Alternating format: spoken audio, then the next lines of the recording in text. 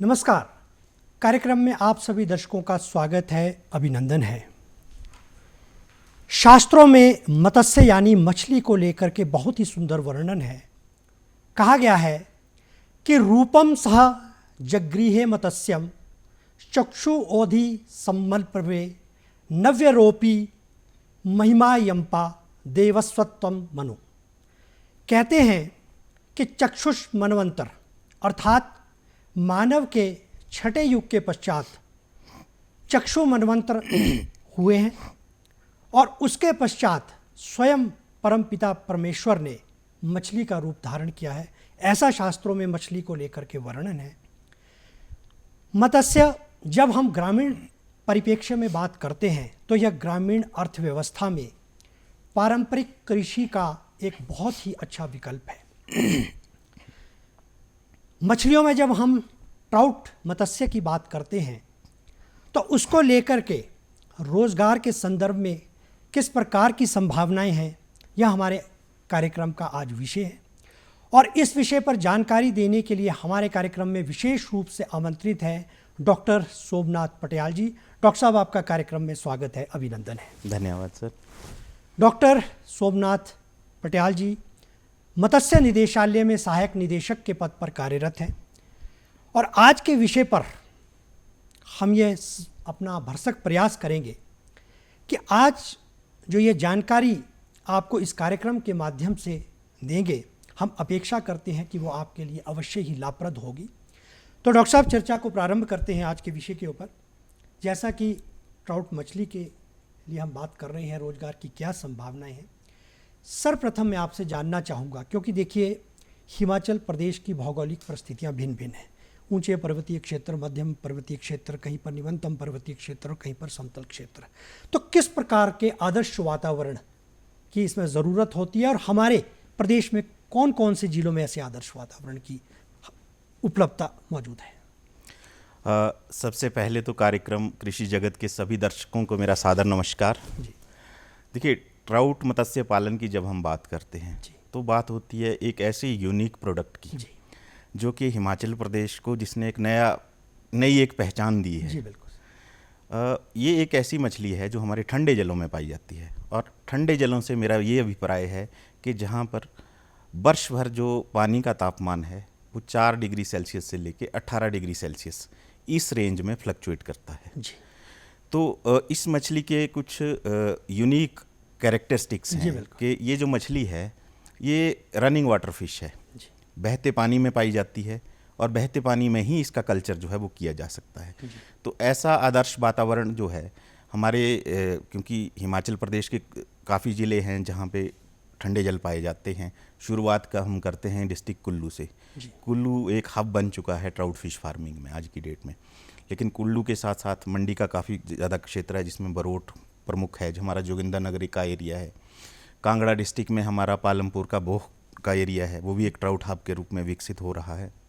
Similarly हमारा जो सिरमौर ज़िला है वहाँ पे हमारा धामला का क्षेत्र है, नौराधार का क्षेत्र है, ये ट्राउट हब के रूप में विकसित हो रहे हैं।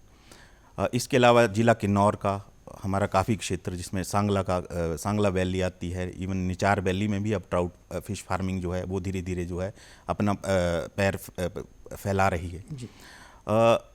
तो ये कुल मिला के आज की डेट में 7 जिलों में, और ये तो एक वो हुआ कि जहाँ पे हम बहते पानी में जो है वो ट्राउट मछली का पालन कर रहे हैं।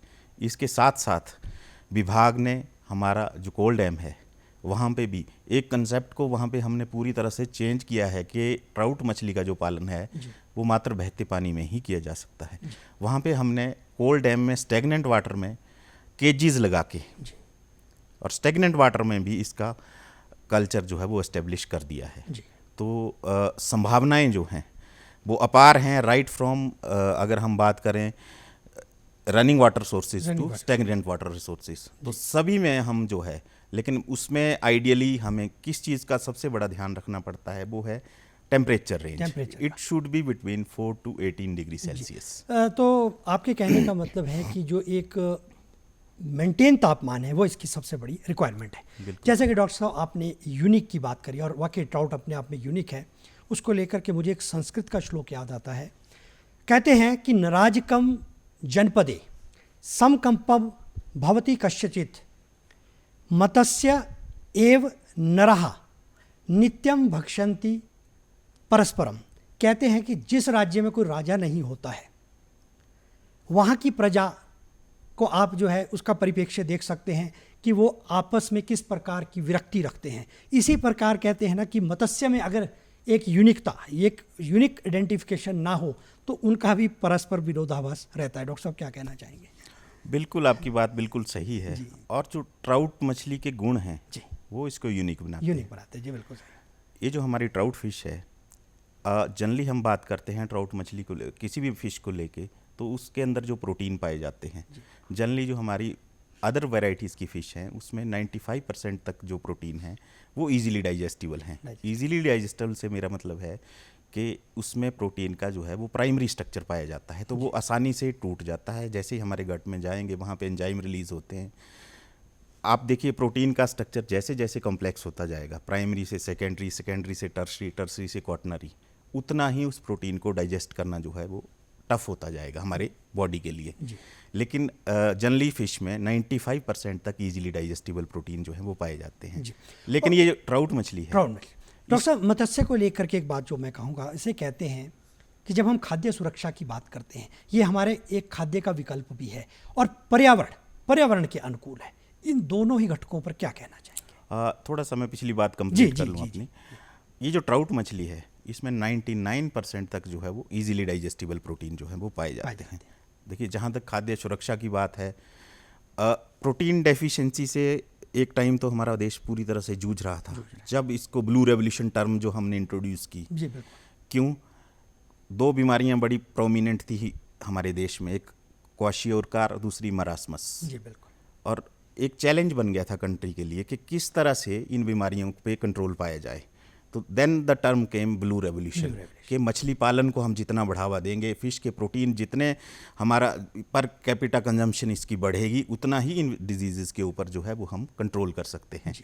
तो एक बहुत बड़ा रोल जो है हमारी फिश जो है वो प्ले करती है to control all these diseases. मछली की सिर्फ फूड वैल्यू नहीं है, more importantly it has great medicinal values. बिल्कुल, you are absolutely right. Like your omega-3 fatty acids. Right. ठीक है, omega-3 फैटी एसिड्स जो हैं वो हमारी बॉडी में गुड कोलेस्ट्रॉल, HDL जिसको हम कहते हैं, उसको कंस्टिट्यूट करते हैं। तो आप देखें कि इसमें इजीली डाइजेस्टिबल प्रोटीन्स हैं, गुड कोलेस्ट्रॉल बनाने वाले ओमेगा-3 फैटी एसिड्स हैं, ऑलमोस्ट ऑल वाइटामिन्स। फिश एक ऐसा प्रोडक्ट है जिसमें सिंगल एक प्रोडक्ट में लगभग सभी विटामिन्स जो हैं वो एसेंशियल और नॉन एसेंशियल जो हैं वो पाए जाते हैं। डॉक्टर साहब हम जैसा कि अक्सर देखते हैं कि विटामिन की डेफिशिएंसीज, आप जब ब्लड टेस्ट कराते हो तो उसमें विटामिन की, चाहे वो B12 को लेकर के हो, विटामिन मतलब आपने कहा कि विटामिन को लेकर के आजकल की संदर्भ में देखिए D3 और B12 सब में सबसे ज़्यादा और जो लोग फिश का कंटिन्यूसली सेवन करते हैं उनमें ये डेफिशिएंसीज नहीं। और डॉक्टर साहब आपने देखा होगा जो मान लीजिए फिश का नहीं इसको जो है इसका उपभोग करते हैं, उनके लिए आपने देखा होगा अगर मेडिसिन भी दी जाती है तो उसमें भी कहीं ना कहीं फिश जेली तो डेफिनेटली जो आपकी विटामिन D3 या B12 जो कैप्सूल्स हैं, ठीक है, आजकल कॉड लिवर ऑयल के कैप्सूल्स दिए जाते हैं। तो अगर हम डायरेक्टली फिश नहीं ले रहे हैं तो इनडायरेक्टली हम किसी ना किसी फॉर्म में जो है वो फिश को ले रहे हैं। आपका जो कोलेजन है, जो मेन नॉन कॉन्ट्रैक्टाइल प्रोटीन है हमारी बॉडी में, वो भी मेनली फिश से ही एक्सट्रैक्ट किया जाता है। तो जब भी उसकी डेफिशिएंसी होती है तो हम चाहे कैप्सूल फॉर्म में ले रहे हैं, but that is extracted from the same source is same. So fish को हम किसी ना किसी रूप में जो है वो कंज्यूम जो है कर रहे हैं। डॉक्टर साहब जहाँ प्रकृति की अनुकूलता की बात आई तो उस पर क्या कहना चाहेंगे? जो हम जब इसका मछली पालन करते हैं तो कहीं ना कहीं हमारे प्रकृति के अनुकूल भी मानी जाती है, उस पर क्या कहेंगे? देखिए ये तो बड़ा एक महत्वपूर्ण प्रश्न है। प्रश्न इसलिए भी है कि हमारा जो एक इकोसिस्टम है, पारिस्थितिक तंत्र है, उसमें मछली जो है एक बहुत बड़ा रोल प्ले करती है। फॉर एग्जांपल अगर हम बात करें कि जिस पानी में ट्राउट पाई जाती है, आप वहाँ से अंदाज़ा लगा सकते हैं कि वो पानी जो है आपका शुद्ध है, क्योंकि इस फिश की जो रिक्वायरमेंट है, it should B clean, crystal clear water जहाँ पे ये सर्वाइव करेगी। सेकेंडली उसकी जो ऑक्सीजन लेवल्स है, क्योंकि इसके जो डिजॉल्व ऑक्सीजन लेवल हैं जिनमें ये फ़िश पाई जाती है वो 8 to 10 ppm है। मींस कि उस पानी में ऑक्सीजन की गुणवत्ता इतनी अच्छी है कि वो कंजम्पशन के लिए सबसे अच्छा है। तो एक तरह से हमारे पारिस्थितिक तंत्र, जिसको हम इकोसिस्टम कहते हैं, वाटर इकोसिस्टम कहते हैं, उसकी हेल्थ को भी ये इंडिकेट करती है। जिस पानी में ट्राउट मछली पाई जा रही है means ecosystem is very good. और डॉक्टर साहब कहा जाता है क्योंकि प्रकृति के सभी घटक हैं, चाहे हम वृक्षों को ले लें, चाहे जल को ले लें, चाहे मृदा को ले लें, चाहे भूमि को ले लें, जब ये स्वस्थ होंगे तो वातावरण स्वयं अपने आप ही स्वस्थ होगा जी। बिल्कुल। तभी कहते हैं कि अशक्रम प्रकृति हृदय जीवनम, कि अगर हमारी प्रकृति स्वस्थ होगी तो जीवन भी हमारा बिल्कुल स्वस्थ होगा। डॉक्टर साहब अब हम थोड़ा सा, क्योंकि रोजगार की संभावना इसमें जो भी दर्शक देख रहा होगा तो वो अवश्य इसको तलाशने की कोशिश करेगा। तो प्रारंभिक स्तर पर यदि कोई इस रोजगार की ओर बढ़ना चाहे तो किन किन बातों का, क्योंकि हम इसमें बात प्रशिक्षण को लेकर भी करेंगे, सर्वप्रथम तो कहते हैं कि उसका कंसेप्ट क्लियर होना चाहिए कि मैं इसको क्यों प्रारंभ करना चाहता हूँ, तो वहाँ से प्रारंभ करते हैं। देखिए, ट्राउट मछली पालन के लिए जो है हमें किस तरह का इंफ्रास्ट्रक्चर चाहिए जी, वो सबसे इम्पोर्टेंट बात है। उसके लिए पहला चीज़ तो है कि एक रनिंग वाटर का हमारे पास सोर्स होना चाहिए कि जहाँ से साल भर हमें बहता पानी मिल सके। और उस पानी की टेम्परेचर रेंज, अगेन मैं इस पर स्ट्रेस कर रहा हूँ, it should be between 4 degree Celsius to 18 degree Celsius. और वो बहता पानी, हम ट्राउट रेसवेज बनाते हैं इसमें स्ट्रक्चर, जिसका एक स्टैंडर्ड स्ट्रक्चर होता है 17 metre by 2 metre by 1.5 metre, यानी कि 34 स्क्वायर मीटर एरिया में, और 1.5 मीटर की उसकी गहराई होती है। कुल मिला के 51 क्यूबिक मीटर का वो स्ट्रक्चर बनता है हमारे पास। उसमें एक तरफ से पानी आ रहा है और दूसरी तरफ से बाहर जा रहा है। एक लेवल हमने उसमें मेंटेन किया है 1.5 मीटर का हाइट का। तो उसमें हम जो है एक रेसवेज में हम लगभग जो है 5000 फिंगरलिंग्स का कल्चर कर सकते हैं। और अगर इसको आइडियली किया जाए, प्रॉपरली किया जाए, तो 1.2 मीट्रिक टन की प्रोडक्शन फिश की वो एक रेसवेज से जो है आदमी ले सकता है। और इसमें बड़ा अच्छा एक वो है कि गवर्नमेंट जो है मिनिमम जो है 2 रेसवेज के लिए सपोर्ट तो कम से कम 2 के लिए करती है।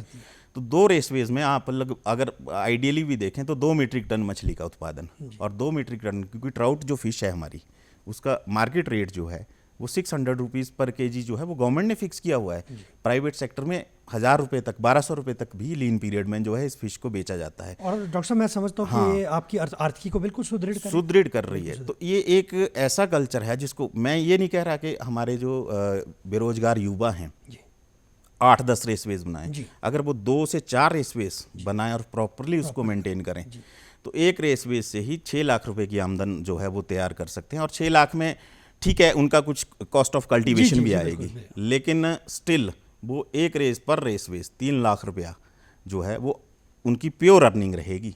तो जिसके पास 4 रेसवेज हैं तो लगभग 10 से 12 लाख रुपए का जो है वो प्योर अर्निंग जो है वो फार्मर जो है इससे अर्न कर सकता है। ये तो आपने बता दी कि इस तरीके से रेसवे को बनाना है जी। उसके बाद मेन जो बात आती है बीज की उपलब्धता जी, वो कहाँ से रहेगी? हम एक एक बिंदुवार बात करेंगे। हाँ, ये बड़ी खुशी की बात है कि हिमाचल प्रदेश जो है ट्राउट सीड प्रोडक्शन में आत्मनिर्भर है। हम सिर्फ अपने फार्मर्स को ही सीड प्रोवाइड नहीं कर रहे, प्रदेश से बाहर भी हम सीड दे रहे हैं। लास्ट ईयर हमने 10 लाख सीड जो है वो उत्तराखंड को दिया है।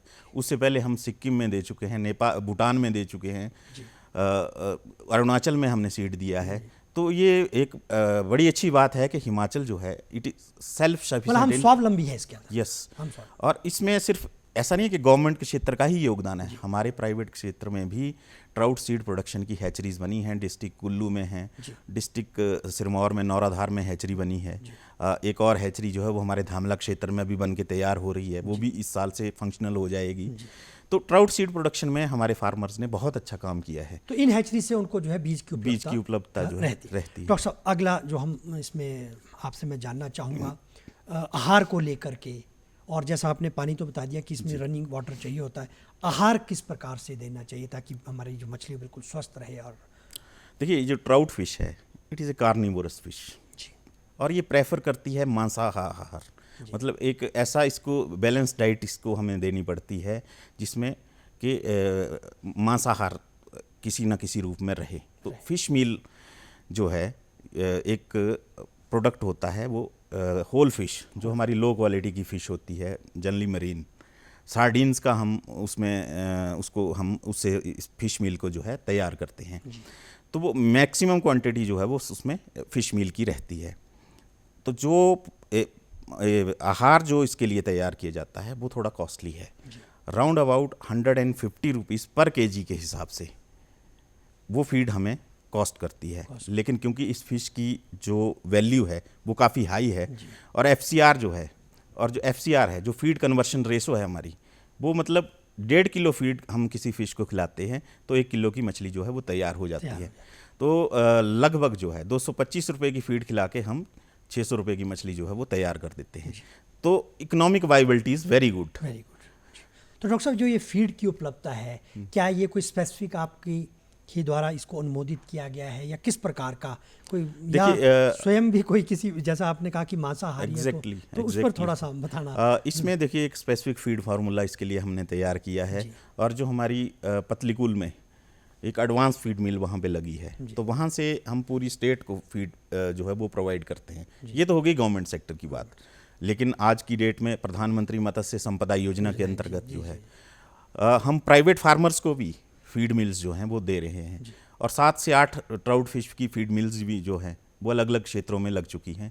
वहाँ पे हमारे किसान खुद फीड तैयार कर रहे हैं। उसके लिए हमने उनको फार्मूला दिया है कि किस तरह से आपने फीड तैयार करनी है। उसके लिए उनको स्पेसिफिक ट्रेनिंग भी हम देते हैं फीड फार्मूलेशन के रिगार्डिंग, और वो फीड वहाँ पे तैयार करके अपने कल्चर के लिए तो हो ही रही है, साथ में दूसरे किसानों को भी वो फीड जो है वो बेच रहे हैं वो लोग। और डॉक्टर साहब, जैसा आपने कहा कि वो एक तरह से उनका एक सहयोगी स्वरोजगार भी हो सकता है। एक्वा फीड यदि वो तैयार करेंगे, एक तरफ आप कह रहे हैं कि वो मछली का पालन तो कर ही रहे हैं, हाँ। एक्वा फीड से जो है, और ये जरूरी नहीं है कि कोई मछली पालन कर रहा है वही फीड तैयार कर सकता है। वो एक गैप फिलिंग भी है कि सपोज कीजिए A is producing the fish and B is preparing the feed. बिल्कुल, एब्सोल्युटली। तो उस तरह से ये इस कल्चर को एक तरह से मतलब क्लस्टर बेस्ड जो अप्रोच जो है वो विभाग की है कि एक आदमी सीड प्रोडक्शन कर रहा है, दूसरा फिश तैयार कर रहा है मार्केटेबल साइज की, तीसरा उसके लिए फीड तैयार कर रहा है, चौथा उसकी मार्केटिंग में वर्क कर रहा है। इस तरह से हमने एक क्लस्टर बेस्ड अप्रोच को इसमें ट्राउट फार्मिंग में चुना है कि फ़ायदा हो तो सभी को हो, और जिसके पास ज़मीन या पानी नहीं है वो फीड मिल लगा ले, जिसके पास ये सब साधन नहीं है वो मार्केटिंग के लिए, जैसे मार्केटिंग के लिए भी हम सपोर्ट करते हैं उनको, मार्केटिंग व्हीकल जैसे मोटरसाइकिल विद आइस बॉक्स या रेफ्रिजरेटेड व्हीकल की फैसिलिटी सरकार देती है। तो वो सारी चीज़ें जो हैं उस दिशा में विभाग जो है वो कंटिन्यूसली जो है वो काम कर रहा है। और डॉक्टर साहब, जैसा कि मैंने कहा था कि ये एक हमारी जो पारंपरिक कृषि है उसका विकल्प, क्योंकि देखिए हम जब कृषि के क्षेत्र में देखते, जैसा कि आपने कहा कि यदि कोई मछली पालन कर रहा है तो दूसरा जो एक्वाफीड वहाँ पर तैयार कर सकता है, तो कृषि के क्षेत्र में भी ऐसा ही हो रहा है। वहाँ पर जो फार्मर प्रोड्यूस जो ऑर्गेनाइजेशन है प्रोग्रेसिव फार्मर्स की, मान लीजिए एक किसी चीज़ की खेती करता है, दूसरी किसी की करता है, तो वो आपस में सामंजस्य बना करके एक मार्केटिंग का भी अच्छा पटल मिल जाता है और इकोनॉमिकल वाइबिलिटी भी वहाँ पर बन जाती है। डॉक्टर साहब, अब मेरा जो आपसे अगला प्रश्न रहेगा, क्योंकि आपने बता दिया कि इस तरीके से फीड, जहाँ तक ये बीज की उपलब्धता की बात रहती है, फीड की उपलब्धता, तो किस प्रकार से हमारा जो मत्स्य पालन की ओर जो अग्रसर है या जो भी बेरोजगार युवा इस ओर आना चाहता है, तो उसकी उपलब्धता के लिए क्या औपचारिकता रहता है? क्या आपके विभाग में किस प्रकार से उनको आवेदन देना होता है, किस प्रकार से उपलब्धता? देखिए, कोई आवेदन की आवश्यकता नहीं है। हमारे पास टोटल सभी ट्राउट फार्मर्स का एक रिकॉर्ड रहता है। जिस भी फार्मर को सीड चाहिए, हमारी जैसे गवर्नमेंट सेक्टर में 8 हैचरीज एस्टेब्लिश्ड हैं, तो हर जो हैचरी इंचार्ज हैं उनको पता है कि ये this is the bunch of my farmers, ठीक है। तो वो उनसे ऑलरेडी कि कितने रेसवेज हैं, ऑलरेडी उनकी कैलकुलेशन है कि इस फार्मर को इतना सीड चाहिए। तो वो बीज की उपलब्धता के आधार पे जैसे बीज तैयार हो जाता है तो उनको कॉल किया जाता है और वो अपना सीड जो है वहाँ से ले सकते हैं। जो फार्मर खुद अपना सीड तैयार कर रहे हैं वो अपने मतलब नियर बाई जो फार्मर हैं उनको भी दे सकते हैं और खुद अपने कल्चर के लिए भी यूज़ कर सकते हैं। और जो मार्केटिंग करनी है सीड की, उसमें भी विभाग जो है खुद, जैसे इस साल हमने उत्तराखंड के प्रशासन के साथ बात की, उनको सीड की आवश्यकता थी तो हमने फैसिलिटेट किया प्रोसेस को कि हमारे फार्मर जो हैं उनका सीड जो है बाहर जाए। तो इस तरीके से भी जो है विभाग द्वारा जो है कदम उठाए जा रहे हैं। डॉक्टर साहब, जब हम रोजगार की बात करते हैं तो इसमें स्वरोजगार और उद्यमिता की तरफ भी हमारा जो है बेरोजगार या जो भी इसकी ओर बढ़ना चाहता है बढ़ सकता है। पर्यटन की दृष्टिकोण से यदि हम देखें तो इसको एक जो पकड़ना, मछली को पकड़ना, वो भी एक मनोरंजन की दृष्टि से, वो भी एक रोजगार के माध्यम से, क्योंकि मान लीजिए इसमें कोई, जैसे आपको पता है कि और जगह टूरिस्ट गाइड होते हैं, तो इसी प्रकार की अगर इस तरह का उसमें रोजगार उत्पन्न किया जाए तो वो भी एक रोजगार का माध्यम, उस पर क्या कहना चाहेंगे? बिल्कुल है सर। जिसमें देखिए ट्राउट जो हिमाचल प्रदेश में पाई जाती है, जनरली दो तरह की स्पीशीज़ हैं। वन इज़ हमारी रेनबो ट्राउट, जिसका कल्चर हम जनरली रेसवेज में करते हैं क्योंकि ये इकोनॉमिकली वाइबल है। Second is brown trout. Brown trout को हम रेंज करते हैं अपनी रिवर्स में, और ब्राउन ट्राउट जो है हमारी मेजर एंगलिंग फिश है, मतलब जिसके लिए anglers through out the country यहाँ विजिट करते हैं। Not only through out the country, abroad से भी टूरिस्ट यहाँ आता है ब्राउन ट्राउट की एंगलिंग के लिए। तो वो एंगलिंग लाइसेंस और एक तरह से सपोर्ट करता है हमारे एंगलिंग टूरिज्म को। अगर हम लास्ट ईयर की बात करें तो लगभग 3,700 people they visited Himachal Pradesh just for the purpose of angling. तो वो एंगलिंग के लिए जो मेजर फिश है हमारी वो ब्राउन ट्राउट है, उसकी अट्रैक्शन अलग से है, लेकिन हम उसको रिकमेंड नहीं करते रेसवेज कल्चर के लिए। रीज़न बीइंग कि वो 2 साल में तैयार होती है और जो इकोनॉमिक वाइबिलिटी है फार्मर के लिए वो कम रहती है। लेकिन ओपन वाटर्स में क्योंकि वहाँ पे किसी का कोई खर्चा नहीं हो रहा है, वो अपने से खुद पल रही है वहाँ पे, तो हम उसका सीड उसमें रेंज कर देते हैं और वहाँ पे वो तैयार होती है। तो एंगलर्स आते हैं, वो वहाँ पे एंगलिंग करते हैं और इससे एक एंगलिंग टूरिज़्म भी बढ़ रहा है। और हमारे जो गाइड हैं वहाँ पे, हमारे फार्मर्स जो हैं एज ए एंगलर गाइड भी काम करते हैं और उनका भी एक तरह से रोजगार बन रहा है, पर्यटन की दृष्टि से भी और मनोरंजन की। दर्शकों, तभी कहा जाता है कि a fish is an aquatic creature that lives in a water for life. Doctor साहब, मेरा आपसे जो अगला प्रश्न रहेगा, कोई ना कोई बीमारी, क्योंकि देखिए उत्पादन जब होता है, चाहे वो कृषि के क्षेत्र में, बागवानी के क्षेत्र में, चाहे मत्स्य पालन हो, कोई ना कोई बीमारी तो ग्रसित करती है, उस पर क्या कहना चाहिए? देखिए, fish is a very good protein source. Right sir. अब इजीली डाइजेस्टिबल प्रोटीन है अगर हमारे लिए हैं तो उन माइक्रो ऑर्गेनिज्म के लिए भी हैं। और फिश ज़्यादा ससेप्टिबिलिटी जो है फिश की वो है कि इसके सरफेस पे वो अटैक करते हैं। तो सरफेस पे अटैक से बचाने के लिए सबसे पहले 2-3 चीज़ें जो हैं वो बड़ी आवश्यक हैं। एक, नॉर्मल फिश को आप साल्ट का बाथ देते रहें, नॉर्मल सेलाइन। पर अगर फिश को कोई ज़ख्म है, इंजरी है, तो मैं फिर से स्ट्रेस करूंगा कि तब उस कंडीशन में उसको बाथ साल्ट का ना दिया जाए, इंजरी पे ना दिया जाए, नॉर्मल कंडीशन में दिया जाए। In case we see there is injury, कुछ फ्लफ्स बन गए हैं उसमें, तो इन दैट कंडीशंस एक हमारा सॉल्यूशन आता है BKC 80%, benzalkonium chloride, benzalkonium chloride. उसका हम स्पेसिफिक बात जो है वो प्रिस्क्राइब करते हैं कि फ़िश को लगातार देते रहना चाहिए। In case of severe disease conditions, for example ज़्यादा बैक्टीरियल इन्फेक्शन हो जाती है, उस कंडीशंस में हम एंटीबायोटिक्स की तरफ जाते हैं। तो दर्शकों, मेरा आपसे ये निवेदन रहेगा, जैसा डॉक्टर साहब बता रहे हैं, ऐसी परिस्थितियों में आप स्वयं, जैसा कहा इन्हों कि नॉर्मल सैलाइन वाटर करें तो कोई दिक्कत नहीं है, लेकिन यदि मान लीजिए कोई रोग ज़्यादा बढ़ जाता है तो विशेषज्ञों की सलाह लेना बहुत ही आवश्यक है। स्वयं उसमें विशेषज्ञ ना बने, ये हमारी एक सलाह रहेगी कार्यक्रम के माध्यम से। डॉक्टर साहब, ये तो हमने सारी संपूर्ण परिप्रेक्ष्य में बात कर ली, क्योंकि अब समय अवधि जो है कार्यक्रम की अब होने जा रही है। तो मेरा आपसे जो अंत में जो प्रश्न रहेगा, क्योंकि देखिए जब हम कोई रोज़गार को प्रारंभ करते हैं तो चुनौतियाँ होती है। चुनौती सर्वप्रथम जो है आपका इकोनॉमिकल वाइबिलिटी को लेकर के होती है। आपने प्रधानमंत्री मत्स्य संपदा योजना की बात करी, मुख्यमंत्री यहाँ पर जो है मत्स्य पालन कार्प योजना भी है, उन योजनाओं के बारे में मैं चाहूँगा। ट्राउट मत्स्य पालन में बेसिकली जो है प्रधानमंत्री मत्स्य संपदा योजना के अंतर्गत ही हम जो है अनुदान जो है वो दे रहे हैं। और इसमें 40% for the general category and 60% for schedule caste, schedule tribe and women of any category. तो उसमें जैसे यूनिट कॉस्ट है इसकी 5.50 लाख, तो उसका 60% और 40% means 3,30,000 for SC ST and women category और 2,20,000 फॉर जनरल कैटेगरी जो है वो अनुदान के रूप में जो है हम अपने फार्मर्स को देते हैं, फार्मर को दी जा रही है। तो डॉक्टर साहब, इसके लिए कोई औपचारिकताएं बड़ी सिंपल सी हैं, कोई क्योंकि ये मेरा प्रश्न हर कार्यक्रम में रहता है। हाँ। क्योंकि हमारा जो किसान, बागवान, मत्स्य पालक वो हताश कहाँ होता है, योजनाएं बहुत हैं, कार्यान्वयन के लिए विभाग, आप अधिकारी वहाँ बैठे हैं, लेकिन कहीं ना कहीं औपचारिकताओं में इतनी जटिलता, कोई विशेष इसमें बड़ी औपचारिकताएं हमने नहीं रखी हैं। बहुत सिंपल इसका एक एप्लीकेशन फॉर्म रहता है और उसके साथ जिस लैंड पे उसने बनानी है, अगर उसकी ओनरशिप है देन वेल एंड गुड, अगर ओनरशिप नहीं है तो वो लीज पे भी वो लैंड जो है एक्वायर कर सकते हैं और उसकी एक लीज डीड बनती है लगभग 10 से 12 साल की।